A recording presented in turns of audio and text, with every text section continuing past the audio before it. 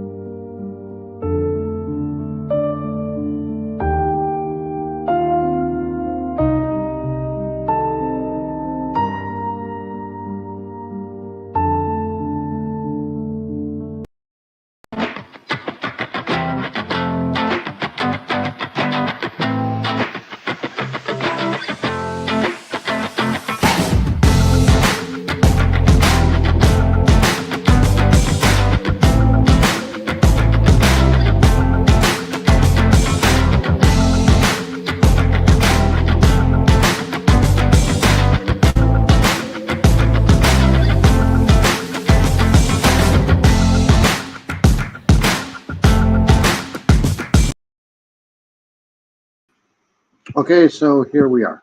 Hello, Miranda. How are you? Good morning. It's very early, but I just wanted to come on since I just got out of work and give an update on the story out in Oregon. So let's hold on a second, and I do want to play this before I play. Hold on a second. This kind of unfolded quickly here. So I want to play. Let's play this first, and then we'll go to the press conference. To start, our goal has been simple, and that is to bring Roman Santos home safely. He's the 1-year-old infant who was kidnapped, and we've done that. Major developments today in a search for a 1-year-old child taken by his father, the suspect in 2 murders near the Tri-Cities. That little boy is safe tonight. Good evening, and thank you for joining us for KREM 2 News 10 at 10, where we give you more news in less time. 2 women were shot and killed in West Richland yesterday afternoon. The search for their alleged killer lasted for nearly 24 hours, and it all ended in a crash along I-5 in Oregon. Maddie White with our Seattle sister station breaks down his past tonight. We're learning more about Elias Huizar's history. To give you some context, let's go through the timeline. In 2013, Huizar is hired by Yakima Police Department, where he worked as a school resource officer during his time on the force. Court documents show that sometime toward the end of his 9 years. Yeah, it's awesome. It's very, very good news because it could have gone so much worse. I heard about. I saw the headline before I left for work, but it was too late. I couldn't go on and give an update. But so he worked. I think Yakima. Well, let's listen to this. Years on the force, he impregnated a teenager who attended the middle school where he worked as an SRO. Now, take note, he resigned in February of 2022 following, quote, discipline. Details on what happened were not released. That same year, around that same time, in February, The Richland School District hired him as a substitute teacher. District leaders say they called references and his background check was clean. Hold on a second here.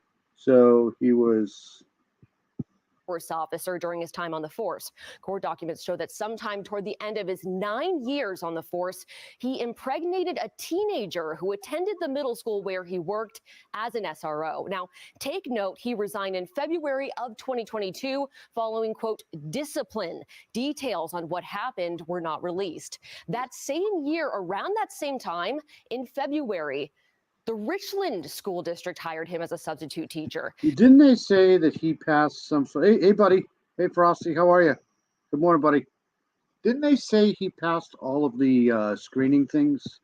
So if he passed all of the screening things, that doesn't make any sense because this school district hired him. And if he was, it's just a weird story.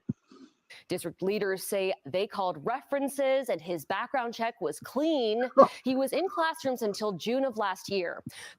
You're in the middle. That's right. You're on a cruise, right? Are you on a cruise or something? Yeah. He got a teenager prego, and I don't know how that didn't get on his record. This is so weird. Hey, if you want to come up, you're on the cruise. Let me know, buddy. Fast forward to February of this year, the teen he impregnated and her friend alleged that Huizar got them both drunk and raped the 16-year-old friend as she slept. He was charged in 2 cases of child rape for both girls. Now, because of these rape charges, less than 2 weeks later, the court issues a no-contact order, which bans him from having any contact with any minors under the age of 16. The question is, are you getting good and blitzed? I would be. That's the only way you're going to get me on one of those boats is to get me blitzed. Including his baby. A week later, his ex-wife, 30. This is just absolutely insane. I can't believe this stuff can happen. I got to hear this again. This is just absolutely insane. He impregnated and her friend alleged that Huizar got them both drunk and raped the 16-year-old friend as she slept. He was charged in 2 cases of child rape for both girls. Now, because of these rape charges, less than 2 weeks later, the court issues a no-contact order, which bans him from having any contact with any minors under the age of 16, including his baby. A week later, his ex-wife, 31-year-old Amber Rodriguez. Oh, that's what did it. My opinion, that's probably what did it when he was told he couldn't see his son. Yeah. Who was also killed on Monday, files a domestic violence protection order for her and her 2 kids. 2 months later, it's now Monday, April 22nd, and Huizar is scheduled to appear in court, but instead, police say Huizar tracks down his ex-wife at this elementary school where she worked and shoots her dead. The superintendent spoke about the crime on Tuesday. During dismissal, we have staff out with students and parents. We have a lot of parents that come and pick up their students. He was behind a kind of a portable area and knew that she would be out there apparently. And then I don't understand how they didn't see the red flags when they hired him in this school district. I just don't. I mean, shot her there. But then Huizar gets away, and then police later discover a second victim, the 17-year-old who had Huizar's child. The 1-year-old was kidnapped, and an Amber Alert was issued. And a multi-state manhunt begins. Alert troopers along I-5 in Oregon spotted Huizar's car and began a chase. Yeah, don't jump, Frosty. Which included an exchange of gunfire. The suspect eventually crashed and shot himself as troopers moved in. The 1-year-old baby was found safe and is waiting to be reunited with family. This is just weird. This is just a weird story, man. All right, so I'm going to go. Hold on a second. I'm going to go to the press conference here. I can find it. I just had it. Hopefully, everybody's having a good morning so far. Okay, so let's go to the press conference that they had. Has anybody seen this already?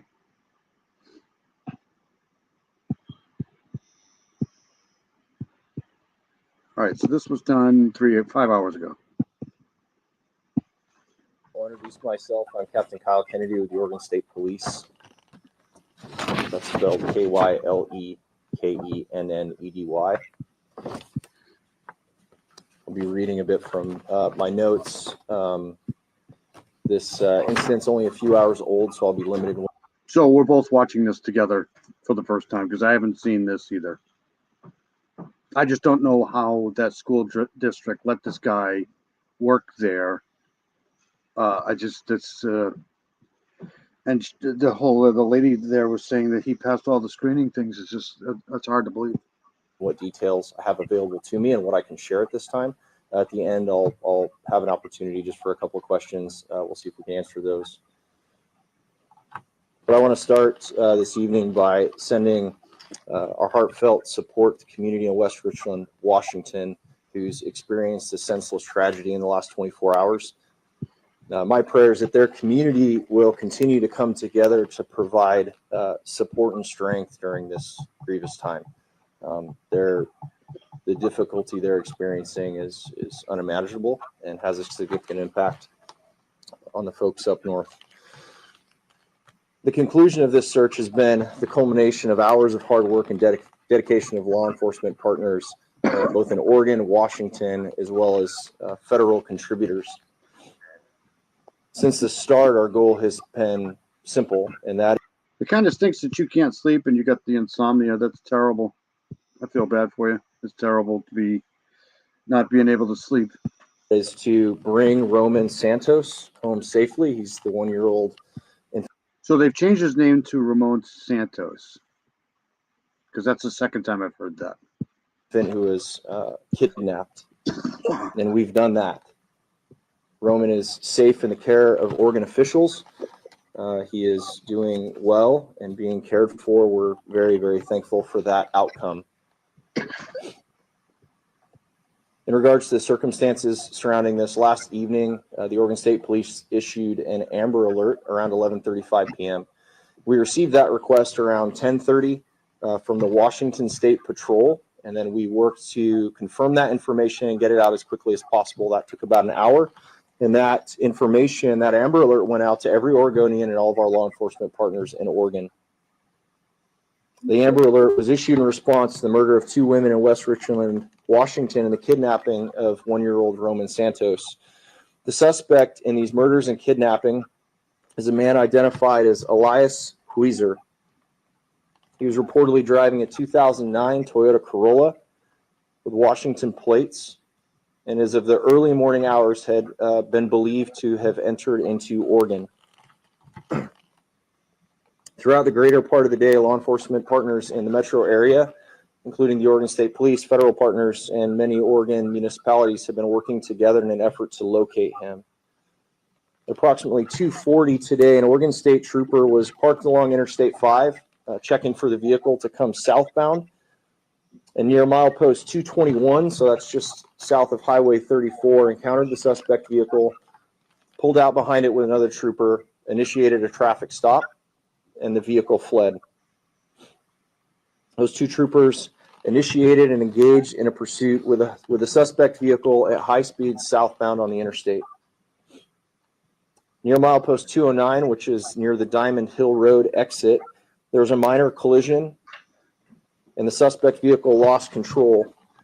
There was an exchange of gunfire at this location before the suspect vehicle fled again, southbound on the interstate.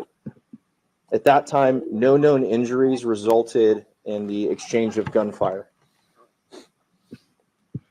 Near milepost 197, 34, encountered the suspect vehicle, pulled out behind it with another trooper, initiated a traffic stop, and the vehicle fled.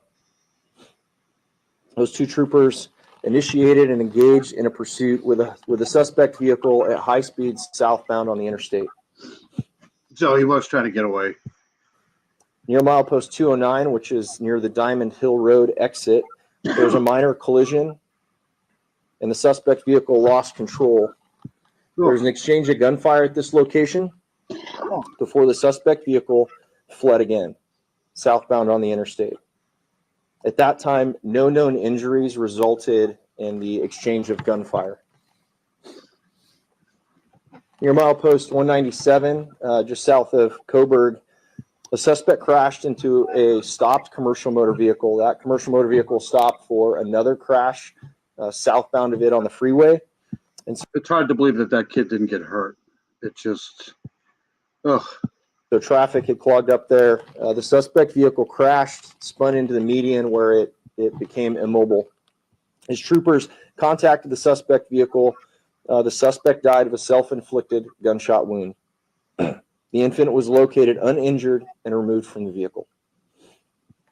Involved in the exchange of gunfire was Superintendent Casey Cotting and Sergeant Orley Johnson of the Oregon State Police.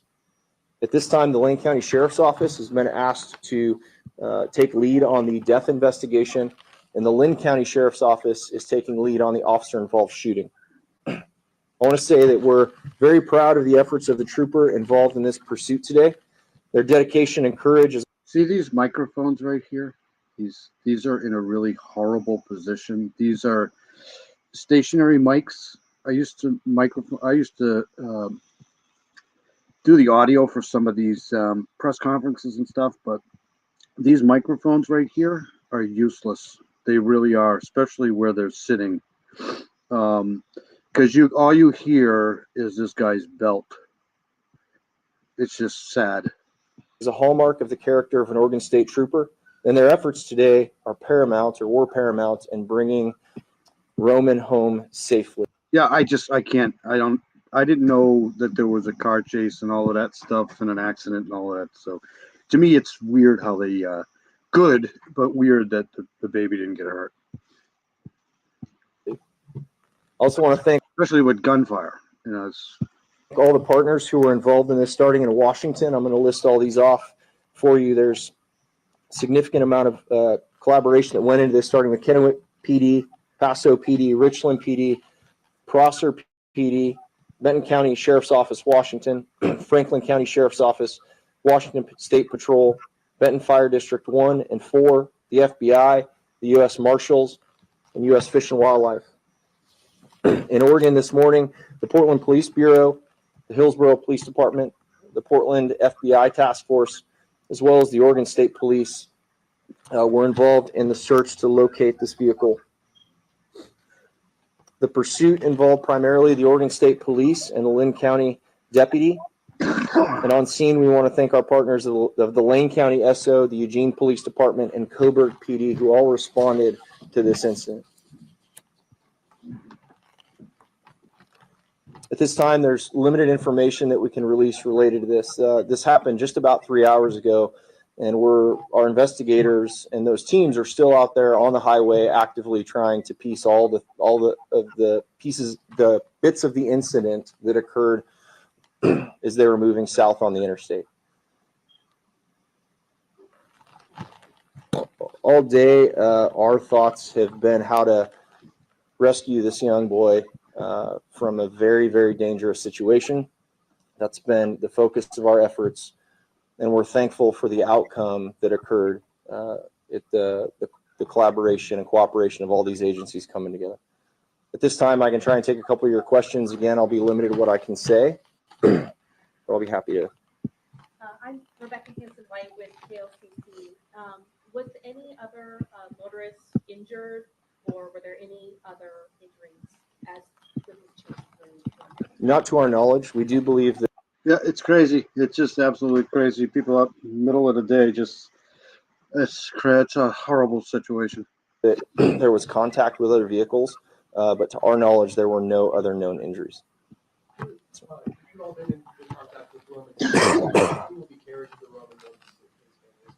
So currently, DHS in Oregon is coming to help us with that and to transfer him back. I personally have already been in contact with West Richland PD and let them know of the circumstances today and the culmination of this event.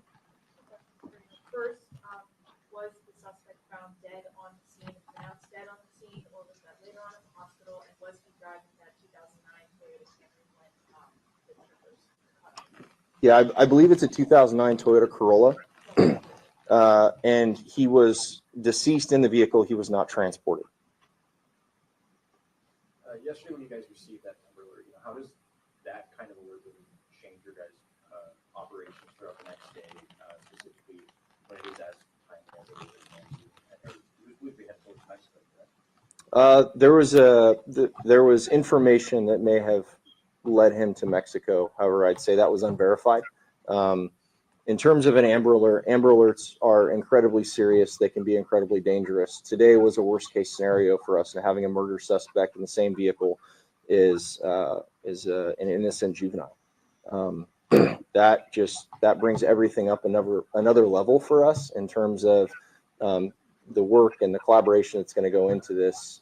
It's a zero-sum game for us, and we all understand that when we go out there and look for this vehicle. So we're thankful the way it turned out, and bringing him home safely.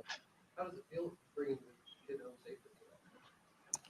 Well, I'm incredibly proud of just the work. I mean, when law enforcement partners learned of this and the Amber Alert goes out, everyone came together in Washington and Oregon, our federal partners. So I'm standing here as part of the Oregon State Police. We're at the end of this, but we all have to understand there's a long. Hey, Charlotte, how are you? Good to see you. Hope you're well. It's just a press conference here they did yesterday when they found this guy and the son. Line of work and effort that goes into this. There's a number of partners who contributed to this that just frankly aren't going to be named at the end of the day. In terms of the performance of the troopers who are on scene, the superintendent and the sergeant, super proud of their work. I mean, this is literally courage under fire. And so we can't be thankful enough that these are the men and women who are putting on the uniform to go out and create resolutions like this that are potentially the best outcome we could have had. How long did the high-speed chase It was about 25 miles of the highway, so I can't give you a specific duration. Speeds make that a little different, but approximately 20 minutes. I can take one more. Was the child in a seat or restrained in a seatbelt or anything? I don't have an answer to that one, sir. Yeah. A lot of troopers have families. How does emotions like that play into a situation like this? Yeah, well, I'll just say that. In my opinion, the kid had to have been in a car seat because there's no way he would have made it out of there without being in a car seat. I mean,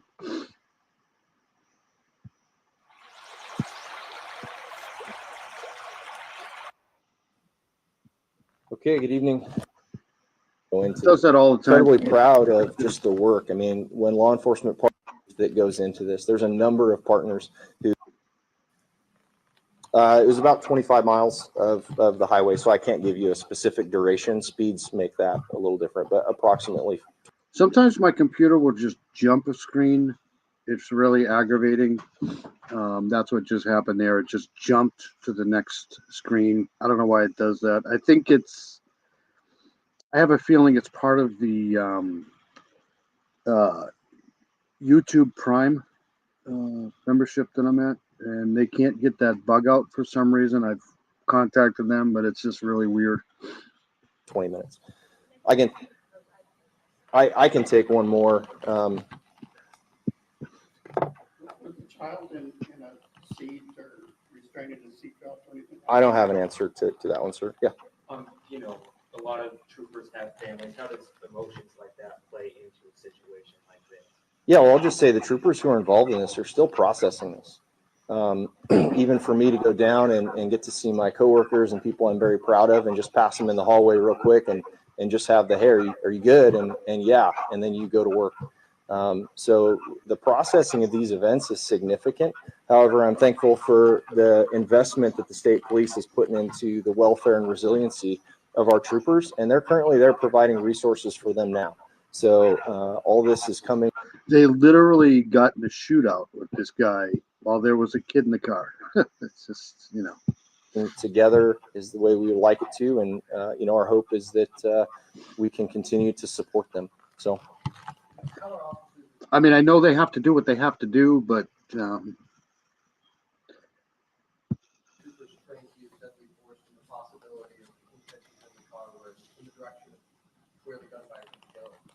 Yeah, that's just knowing your backdrop and where things are, and that's very difficult to train in a moving scenario like this.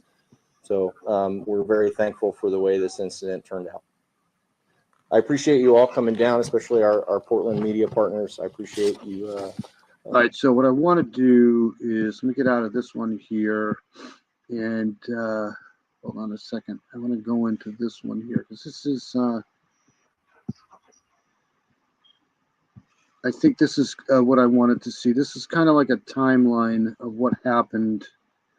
So let's try this here. In the last 36 hours or so, we wanted to take a closer look at the timeline here and the suspect. Elias Huizar was a former police officer in Yakima, Washington. He served from late 2014 to 2021. According to court documents, he also previously worked as a school resource officer and is accused of having a sexual relationship and a child with a 15-year-old whom he met while on duty at her middle school. Huizar would have been 37 at the time. Then this guy was a real scumbag. Past February, he was arrested for raping a 16-year-old. He was supposed to be in court yesterday to face those charges. Instead, police say he went to an elementary school where his ex-wife worked, waited for her to come out Monday afternoon, and then shot and killed her. Police say they found the body of a second victim at Huizar's home. She is believed to be his girlfriend. It is still not clear exactly when he abducted his one-year-old son, Roman, or what happened with the child's mother. But again, that toddler is safe tonight. So there you go. That's okay. So I wanted to play one more here. Let's do this one here. This was done 2 hours ago to here. New video tonight shows a baby being rescued after an Amber Alert and So that's a car seat. So the good news, the kid was in a car seat. State manhunt for his father, who's accused of murder near the Tri-Cities. Tonight, that one-year-old boy is safe, and his dad, Elias Huizar, is dead. This started after 2 women were shot and killed in West Richland yesterday afternoon. The search for their killer lasted nearly 24 hours. He was spotted in Portland early this morning. The pursuit ended in a crash along I. Honestly, Miranda, I have no clue. I don't know if he unalived the mother of the baby. Hey, Karen, how are you? Karen probably knows. I don't know if he unalived the baby's mother or not. I'm kind of still up in the air on that. I know that 2 people were unalived. One is the girlfriend, and then the ex-girlfriend or ex-wife. Not sure. I'm hoping to get an answer here. I have no idea. I-5 near Eugene. King 5's Maddie White breaks down the details. Let's go through the timeline. In 2013, Huizar is hired by We've seen this. Yakima Police Department, where he worked as a school resource officer during his time on the force.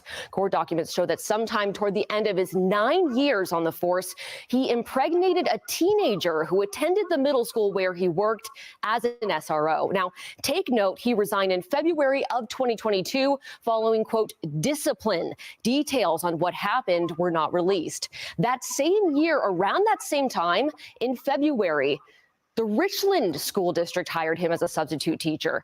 Both background checks came back clear, allowing him to proceed with the employment process at RSD. He was in classrooms until June of last year. Fast forward to February of this year, the teen he impregnated and her friend alleged that Huizar got them both drunk and raped. Oh my God. So she is okay. So Karen knows everything. If she is deceased, but she was 17. Okay, that's why.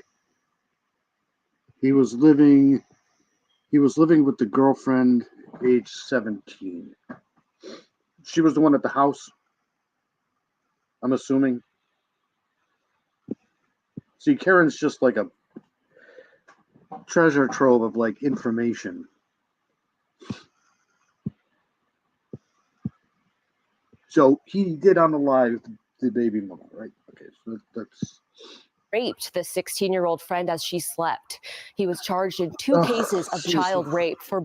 Oh my God, this is so embarrassing, so horrible. Oh my God.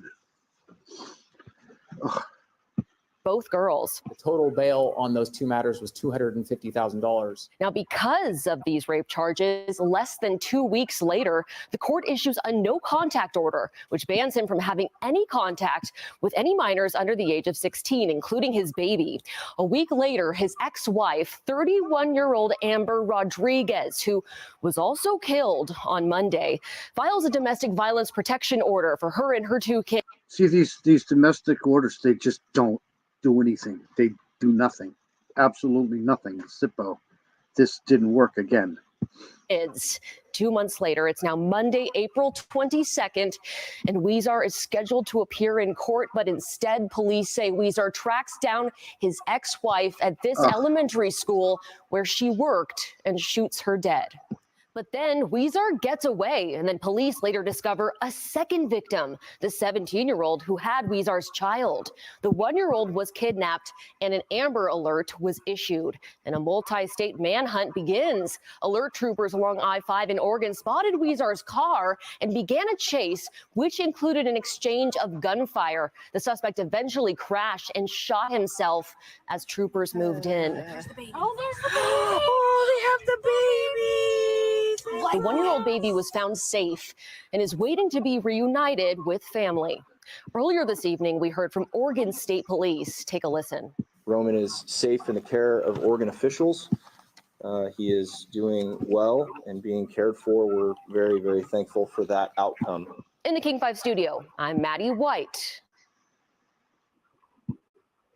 All right, so we know now that, at least I know now that the baby mama was unalived. So that's what I was trying to figure out. This is just crazy. Friend may be 16, age of consent in Washington is 16. But he, yep. Put this up here.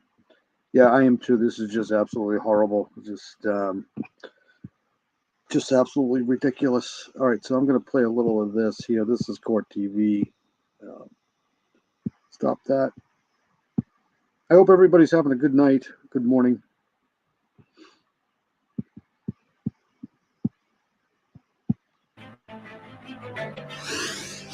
In West Richland, Washington, a desperate Amber Alert and manhunt for an accused double murderer and rapist. Elias Huizar. So apparently there was no black car, because I had heard that there was some sort of a black car.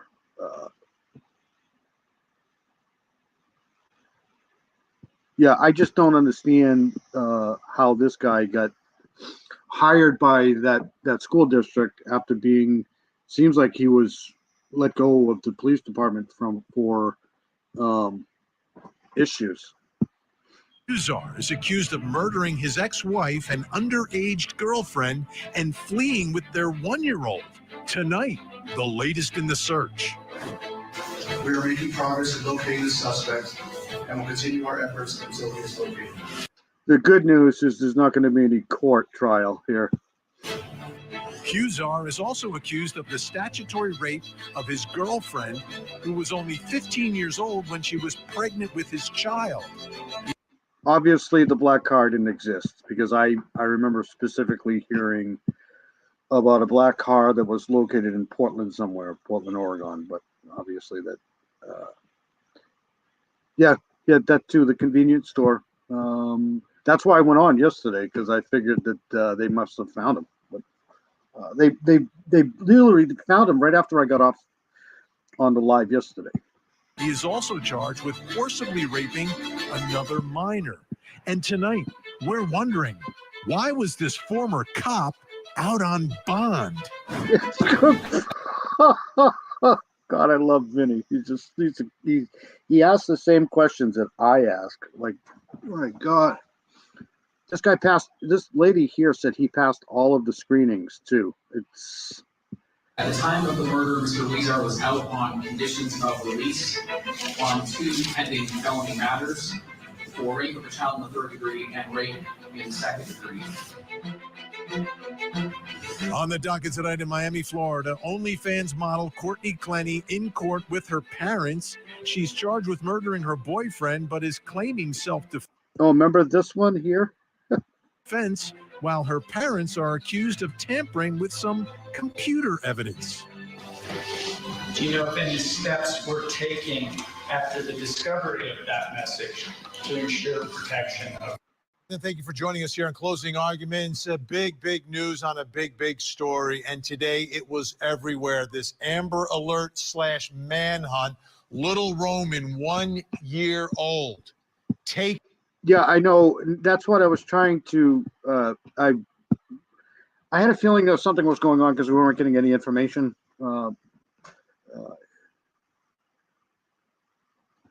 So yeah, I had a feeling something was going on because they weren't telling anybody anything. That press conference was kind of useless. Abducted by his father, 39 years old. His father wanted as a suspect in 2 homicides, indicted in 2 rape cases. There he is, Elias Huizar. This guy is a bad. Vinny's pronouncing it wrong too. I don't think anybody knows how to pronounce this. Bad man. Accused of raping underage girls, making one of them pregnant. That's where Roman came from. Unbelievable background. Well, he was on the run with this child, and now we've got a conclusion. And the good news, the headline, Roman is okay. Let me read the statement from police. At approximately 3 p.m. on Tuesday, April 23rd, the Oregon State Patrol located the subject vehicle driving southbound. Okay, so at approximately 3 p.m. on Tuesday, April 23rd, the Oregon State Patrol located the subject vehicle driving southbound on Interstate 5 near Eugene, Oregon. And all right, so let's look on up. Interstate 5 near Eugene, Oregon, and initiated a pursuit.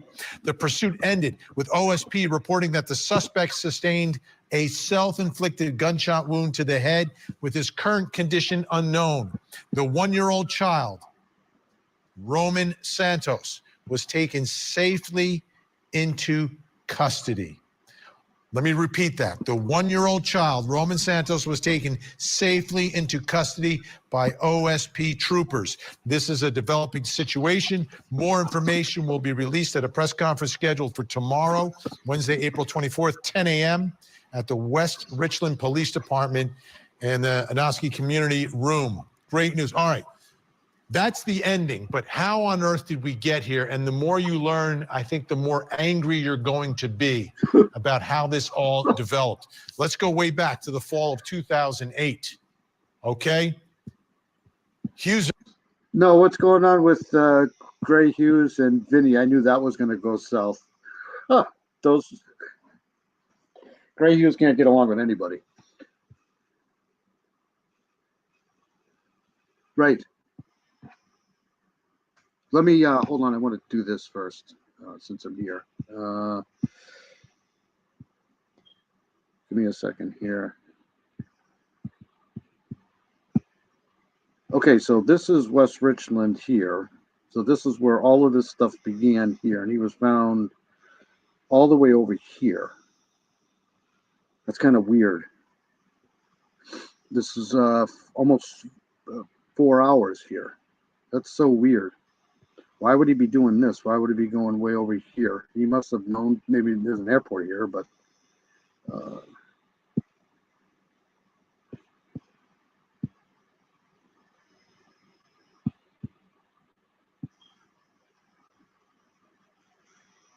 see, like I said, I don't know a lot about this. This is a major route, though, apparently. This must, who knows? All right, let's go back to Vinny.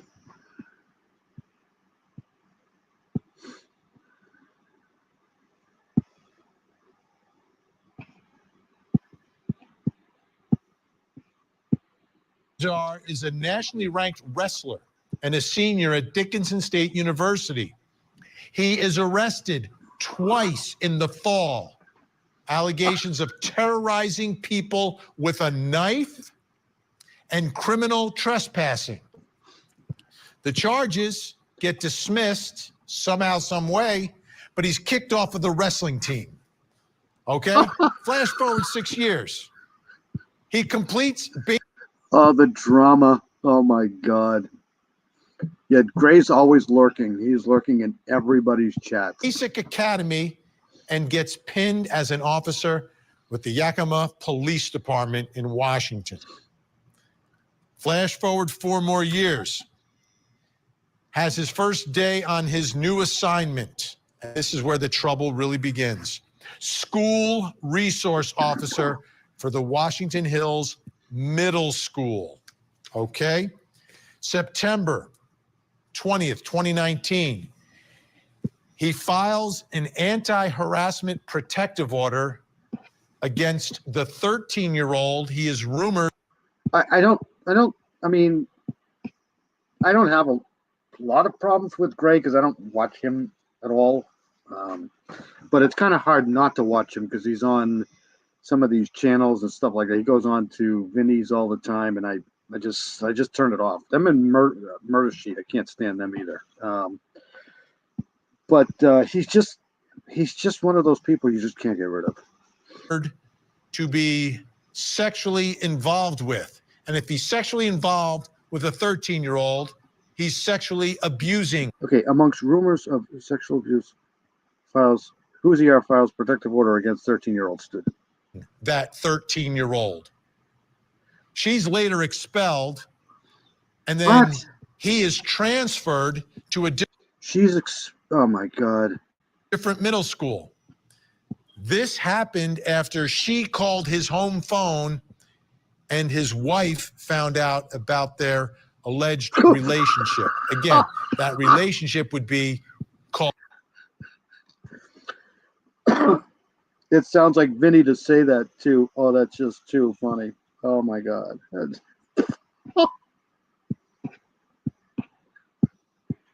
Called sexual abuse. December 2019, he and his wife end their. This case here is just really freaking disturbing. It's just how this stuff can go on is just marriage for obvious reasons. She was, and this is when they first met, she was reportedly an underage student wrestler that he was coaching when they first met. You following this? This is his wife. They have 2 kids together, 5 and 9. And then in 2020, she filed for a protection order, fearing for herself.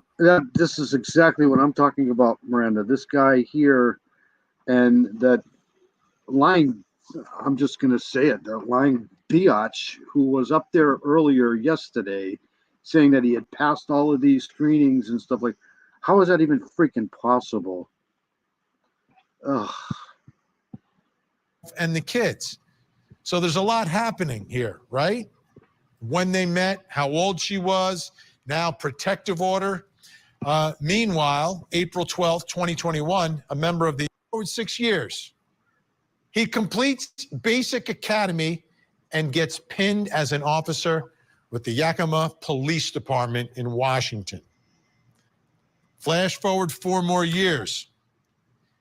Has his first day on his new assignment. And this is where the trouble really begins. School resource officer for the Washington Hills Middle School. Okay? This was 2018 right here. September 20th, 2019. He files an anti-harassment protective order against the 13-year-old he is rumored to be sexually involved with. And if he's sexually... Is that what you were asking, Karen? Because that's what I'm trying to find. Elias met the girlfriend. She was allegedly no relationship for a couple of years at least. You think that's the same one? Me too. Involved with a 13-year-old. He's sexually... whatever it is, this is just absolutely disgusting. Abusing that 13-year-old. She's later expelled, and then he is transferred to a different middle school. This happened after she called his home phone and there we go. And his wife found out about their alleged relationship. Again, that relationship would be called sexual abuse. Involved with a 13-year-old, he's sexually abusing that 13-year-old. She's later expelled, and then he is transferred to a different middle school. Oh my God. This happened after she called his home phone and his wife found out about their alleged relationship. Again, that relationship would be called sexual abuse. December 2019, he and his wife end their marriage for obvious reasons. She was, and this is when they first met, she was reportedly an underage student. I'm telling you right now, there needs to be an absolute independent investigation into how this guy was able to get away with this freaking shit. This really is bothering me here. This is absolutely insane, and this is happening in the school. So this is just, I agree with Miranda. Why did they expel her? Student wrestler that he was coaching when they first met. You following this? This is his wife. They have 2 kids together, 5 and 9. And then in 2020, she filed for a protection order, fearing for herself and the kids. So there's a lot happening here, right? When they met, how old she was, now protective order.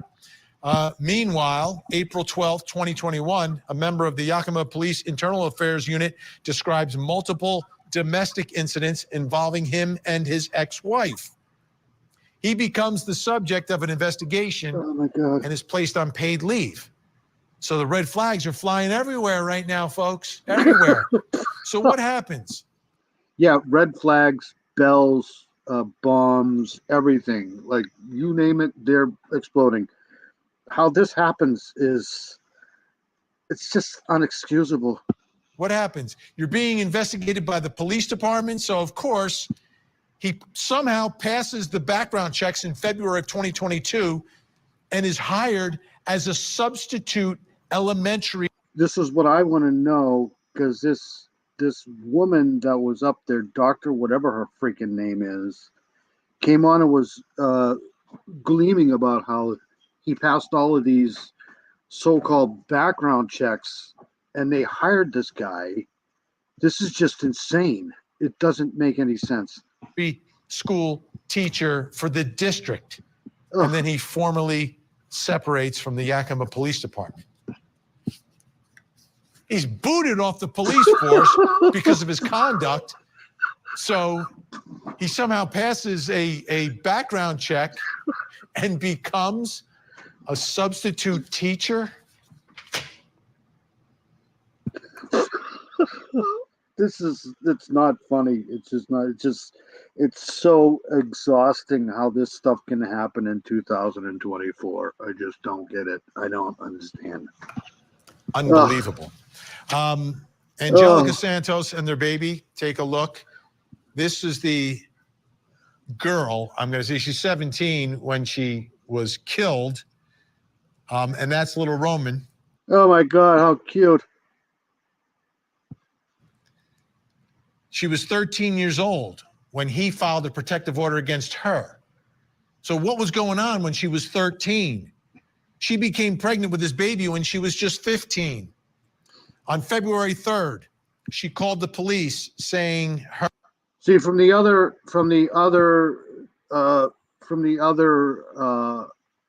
thing that we watched earlier, he was dismissed from the Yakima Police Department for disciplinary reasons. And like I said, there has to be some sort. This is happening in the school systems, man. Huizar and her friend had all been drinking together. She woke up to him raping her unconscious 16-year-old friend, and he gets arrested.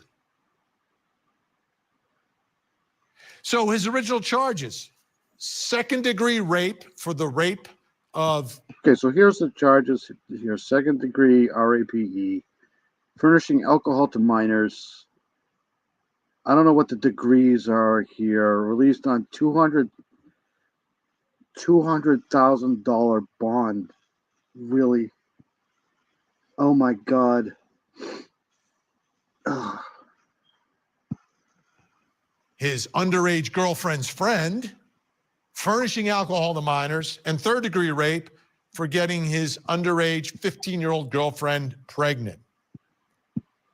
He gets released, of course, on a I'm sorry, man. This stinks to high heaven. This does. This just released on 200,000. I mean, $200,000. I mean, I just I don't get it. $200,000 bond on the condition that he stay away from underage girls and Oh my refrain God. from drinking. Oh my God. He was scheduled to appear in court for those rape charges. And let me guess, he jumped bail, right? He jumped a court date. Like everybody knew that was. I mean, oh my God. This is going on, right? This is just not acceptable. And that's when he snaps and people die. Thank goodness that baby's okay. His wife, ex-wife, Amber Rodriguez, was gunned down outside of the elementary school where she worked. This came just days after she filed a custody change. Yeah, because they kept calling him after the press conference yesterday. They kept calling him Santos instead of Huizar. So, or Huizar, however you want to say that. So, yeah, that makes sense. With the Roman Santos, this stuff here just makes me angry. It's just absolutely insane. Look at these beautiful people. Like, good Lord. For their two children together. A hearing for the custody arrangement had been set for May 14th. So she's shot right outside of the school in front of kids, including their own 9-year-old. So then after this shooting, they go to search the home, and that's where they find his girlfriend dead inside and little Roman nowhere to be found. So these two young women who got involved with this sociopath are now dead. He shot himself. We don't know exactly how he's doing, but unbelievable. Like, I'm seeing red flags everywhere, but somehow, some way, he ended up back in. Oh, he's dead. He dead. He died. No courts, no bail, no nothing. He's a goner. Inside the school, back as a predator. We're going to bring in our special guest joining us in Kennewick, Washington, reporter for Apple Valley News Now, Austin Reed is with us, and also joining us, legendary homicide detective Phil Waters. Thank you both for being here. All right, Austin, what's the latest here that we're learning about this story? And even if I went through some of the headlines, give us all these headlines so it really sinks in tonight. Yeah, so right behind me is our scanner in our newsroom here at CAP, KView, Apple Valley News Now, ABC. And we heard it come over the scanner. Shots fired at the elementary school. So myself and my photographer, we rushed out to the scene. I mean, we had crews everywhere, from the park where police were set to give the media. It's just, you can't make this stuff up. Surviving the survivor's awesome. Yeah, he's awesome. They're all awesome, but this is not awesome. This is an update to the house of the suspect, and then of course another little guy, right? Like, to the school as well. It took hours for the SWAT team and the Richland bomb squad to make those demands to the suspect. They were trying to get him out of that house. Well, turns out after hours later, somehow they were able. They'll never be the same. Those people will never be the same. It's just sad. Just horribly sad. Sad and unexcusable. Just to get in, and they discovered the body, but the suspect was nowhere to be found. The baby was nowhere to be found. So West Richland, I just want to give a kind of information. I'm telling you, though, things at the school could have gone a lot worse. I heard he was gone. I heard he was a goner, but that's just they're not releasing anything though. Officially, I don't think. Regarding West Richland. This is a small town, right? We're talking about a population of less than 20,000 people. It is right near the Tri-Cities, so in southeast Washington. Hour and 15 minutes away from Yakima. So, you know, it's these shootings that continue to happen. You hear it come over the scanner. And as we're looking at Roman, the baby, what words do you have? I mean, this is absolutely tragic. This is a small area. And for this to happen and for the parents freaking out, was one of their kids shot as well? And obviously, we've heard that the school district has done very well in the sense of communication. At least that's what we've been hearing from parents. But yeah, you know, Vinny, as you were setting up this story, I mean, all these twists and turns, it's unbelievable. Unbelievable. Phil Waters, let me ask you a question here.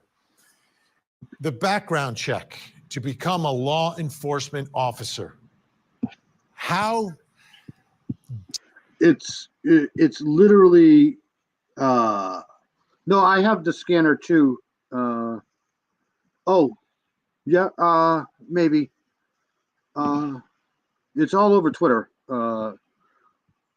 Elias died of a self-inflicted gunshot wound. 1-year-old Roman. So that's where I heard about it, was from Twitter, and I'm pretty sure he's dead. Detailed is it? How difficult is it? How deep is the background check? And I understand he was never convicted of anything. But do they look into arrests? Do they look into any sort of red flags? Are there psychological tests? What does it take for someone to give you that badge and give you that gun? Well, Vinny, thanks for having Yes. Code for dead is dead. me back. I will tell you, under the normal circumstances of a background investigation, it should be thorough, it should be deep, there should be no rock left unturned, and they have got to do a deep dive into any individual that decides they want to apply to be a police officer, because we are held to a higher standard. And as I sit here and listen to you give the details of this particular case and where this thing started, when I first looked at this case, my thought was, this guy didn't become a police officer and then turn into this evil person. Right. He was that person before he ever became a police officer. Right. And you have just affirmed everything that I was thinking. This is a complete meltdown of the system. This is not the way this is supposed. This guy is speaking the absolute 100% truth, and I don't care whose fault it is. I don't care whose problem it is, but it needs to be fixed. This is unacceptable. Sorry. Supposed to work. And then when he gets on the department and he continues to have this unlawful behavior, this depraved, perverted behavior with these children, and nobody does anything about it. Nobody takes any action other than to issue some protective orders. And then when he finally gets arrested, they let him out on bond and tell him, don't hang around these people anymore. The reality is those pieces of paper mean nothing, and especially mean nothing to somebody like this. So what we're seeing here is a complete breakdown of the system and the way it is. To me, it's almost like he decided to become a police officer to use that as a cover for this stuff. You know, it's just, and you know how they always say these essayers always usually hang out or get employed in these systems here so they can get close to these kids to do this stuff. I mean, that's exactly what it seems like. This is exactly what he did. Supposed to work to keep people like this from pinning on that badge. Austin Reed, you know, right now I'm sure the community is in shock and mourning for the loss of these two women. They are relieved that this child has been found. But I think the next phase. This kid here will never be the same. It's just, you know, it's just sad for everybody, really. It's just, except for this guy. This guy got off easy. But, you know, everybody else has to pay for this. Days of this for everyone in that town and in that community is going to be, how did this guy continue to sort of slither? If you want, yeah, you can send it to me on my email if you want. Karen, sorry. His way around. You know, you get fired as a cop, you get hired as a substitute teacher. You're rumored to be involved with a 13-year-old girl, and you're a resource officer and you get transferred. Have those questions been answered yet, or do you think that's going to happen? And the student is the one that gets expelled. It just, that doesn't make, it's just why. Happen in sort of the aftermath of the shocking developments. Right. So we are updated press conference. Yes. I think so. Tomorrow morning in West Richland. I was at a press conference earlier today, and I did ask the prosecutor about this. How was he able to? Did Miranda Lee fall asleep? Be out on bail? And it really comes down to, officials are saying, is everybody is entitled to a bail. But the community here is very upset, as you can well imagine. Sorry, I thought you might have slipped off to sleep. I would have been happy about that because you have the insomnia thing, but I'm glad you're here. I'm going to probably get the hell out of here soon anyways, but just want to play more of this here. Have to be. Phil Waters, the rumors, and you've got a police officer hiring or getting a protective order against a 13-year-old girl, right? And he's a resource officer. How much of an investigation should there be into that? Like baby to baby, like just, it's just sad. When that happens, because, you know, there's a reason why, and that these two people are in each other's lives. It seems pretty clear now why. At the time, it might not have been clear. He might have been said, she's just stalking me. But is that something that should have been more thoroughly investigated by police when somehow, some way, there's a 13-year-old that is calling his home? Well, that brings us to the other part of the equation that makes this such a... It's a big problem. Nobody listens to the victim, right? It's such a sad, you know, like a sad thing. Nobody ever listens to the victim. It sucks. A complete tragedy. There is a complete failure at that department among the leadership and the command staff of that department to allow something like this to go on and give it some sort of a cursory investigation. Yeah, we're going to take care of you here, buddy, and get this girl away from you and so forth and so on.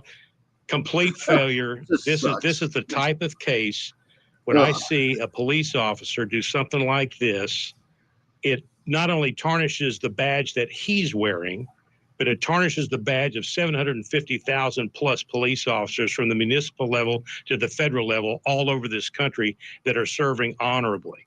Exactly. It's what, you know, it sucks all around. And when I first started following this case the other day, I had no idea it was going to take a turn like this. This is just absolutely a breakdown of the system, man, right here. So that department over there needs to do a check about the procedures and the process and the leadership in that department. Have a great day, Miranda. Thank you for coming in. I appreciate it. I got about another couple of minutes and I'm going to get out of here too. To allow something like this to happen. It's despicable. I'm enraged by it. Yeah, it's just, you know, you can't, it's not even, it's just horrible. I do want to play this before I leave. Hold on a second here. Because I was following this one last week here too. This is about the Milwaukee unalivings here.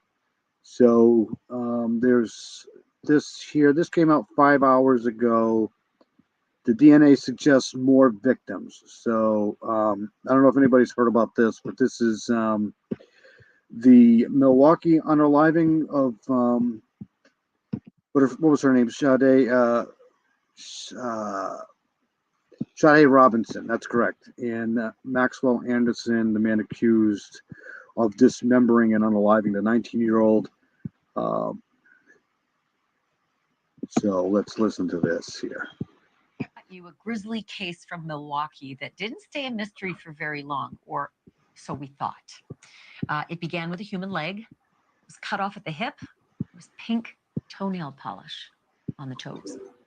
The leg was found in a lakefront park, and it wasn't long before other Triggering alert. body parts started turning up.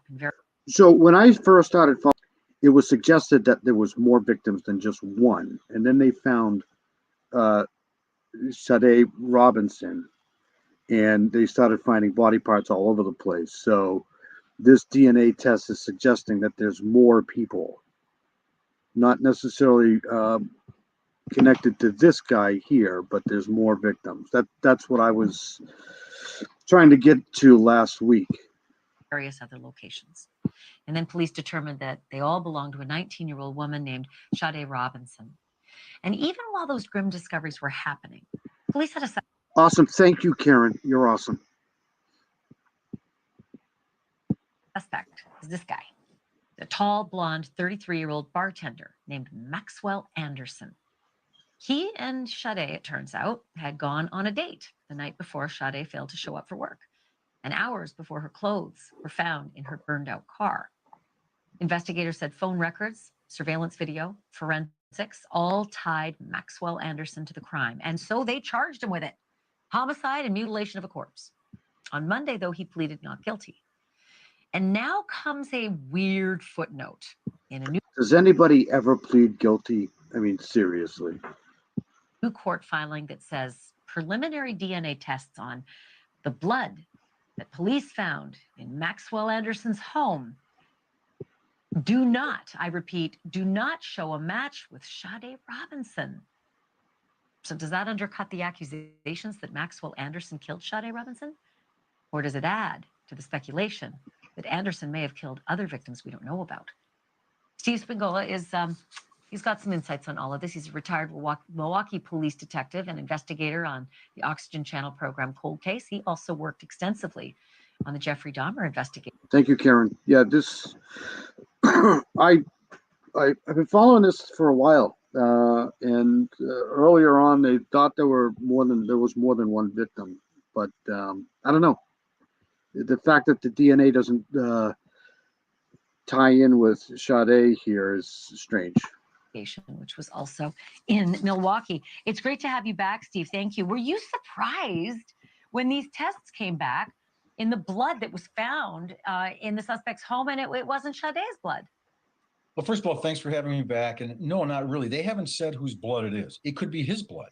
I don't think this lends that there's any other victims here. There are witness accounts. There is physical evidence. They have him tracked from about 5:30 on April 1st, where they were eating, all the way to when he takes a bus shortly after torching Sade's car on 29th and Lisbon. There's no question he's involved and he's the suspect, and he'll be convicted of that. I have no doubt at all that he's the individual involved. That blood, it can't be explained right now. I'm sure the Milwaukee Police Department and the crime lab is trying to analyze it and look at other victims, but it hasn't been explained right now. And let's give law enforcement. I don't know, man. I don't see one person just doing this out of the spur of the moment type thing. But it's possible. But if I had to bet money on it, I'd probably say there's probably more victims than just one. Enforcement some time to work on that case. Agreed, but I wonder if they're also now opening up the books on all the other missing women and wondering if maybe they can get a match there. Do you think that's also happening? Oh, absolutely. I mean, every time there's a missing and you wind up with a Dahmer, Bundy, something like that, law enforcement looks at it. There may be investigations from out of state right now. I don't know exactly how Mr. Anderson traveled around, where he worked, who he came in contact with, but rest assured, a lot of people are looking at him. And, you know, we'll see what comes up. But he is just too disorganized of a guy. And I have said that. And I've talked to other people about it. He is impulsive. This crime is like a roadmap. It leads right back to him. I'd be extremely surprised if there's anybody else that he harmed or killed along the way here. Okay, and then this last question. I always wonder, is there any possibility that maybe the DNA... I'd put it at like 70-30. That's how high I'd put it to being more victims. I just don't. But I'm not a retired homicide detective, so I don't know. But this guy went under the radar for this long. Who knows? I mean, DNA test was just wrong. We hear of all sorts of lab mix-ups and problems. Is it just possible that it is her blood and the test was just a mix-up? I doubt it. You know, those are serologists. Those are people with degrees. They do this for a living. So I would certainly hope that that's not the case here. I don't believe it's the case. I think that right now what they're taking a look at is trace evidence to see if they can link it up. Right now, the ball is still in the court of the police department. They can investigate this for months up until the time the trial starts. And I still think there's going to be more evidence that links him to her. The forensic evidence in his house has to be there. Steve Spiegel, you are a wealth of information. I'm not only going to call you again on this case, I'm going to call you on some other ones too. Given the fact you worked on Dahmer, I think you know a thing or two. Thank you so much for this tonight. Thank you for watching. all right. So that's the end of me. Thank you, Karen, very much for all of your help. I really appreciate it. Thank you, Miranda Lee, for coming in tonight. I appreciate it on such short notice. And whoever else was here. Frosty was here. Hope he's having a good time on his cruise. The Cayman Islands. Stay safe, everybody. That's all you got to do. I'll try to keep following these as much as I possibly can. I don't think I'm going to come back on today, but anything's possible. If there's any information, I'll try to. Everybody have a very safe day. Good luck, and I'll see you guys later.